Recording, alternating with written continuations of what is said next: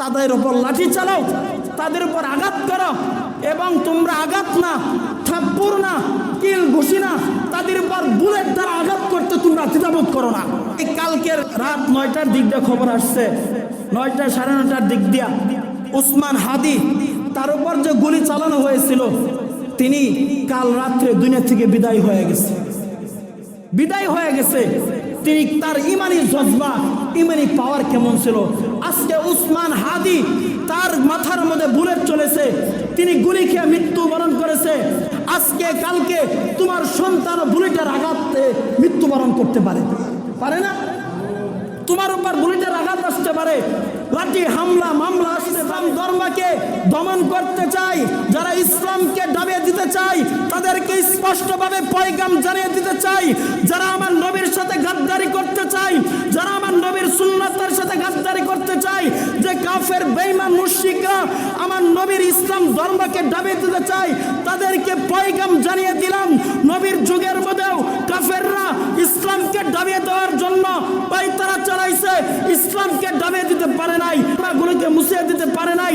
আল্লাহর রাসূল সাল্লাল্লাহু আলাইহি ওয়াসাল্লাম স্পষ্টভাবে জানিয়ে দিয়েছেন, আজও যারা ইসলাম ধর্মকে দাবাতে পারে নাই, ইসলামকে ধ্বংস করতে পারে নাই, তখন পায়তারা চালাবে, যুদ্ধ করবে, কিন্তু ইসলাম ধর্মকে ধ্বংস করতে পারবে না। ঠিক কিনা?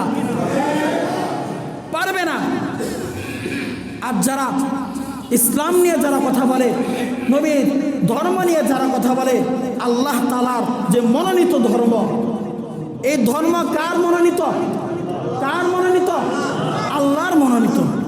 এই ধর্মটা আল্লাহর প্রিয়, প্রাণ প্রিয় আল্লাহর এই ধর্ম। আল্লাহর সাথে গাদ্দারি করো, আল্লাহর সাথে মুনাফিকি করো। আজকে যারা নবীর সুন্নাত নিয়ে কথা বললে, তাদের উপর লাঠি চালাও, তাদের উপর আঘাত করো, এবং তোমরা আঘাত না, থাপ্পড় না, কিল ঘুষি না, তাদের উপর বুলেট দ্বারা আঘাত করতে তোমরা দ্বিধাবোধ করো না। এই কালকের রাত 9টার দিক দিয়ে খবর আসছে, 9টা সাড়ে 9টার দিক দিয়া উসমান হাদি, তার উপর যে গুলি চালানো হয়েছিল, তিনি কাল রাত্রে দুনিয়া থেকে বিদায় হয়ে গেছে।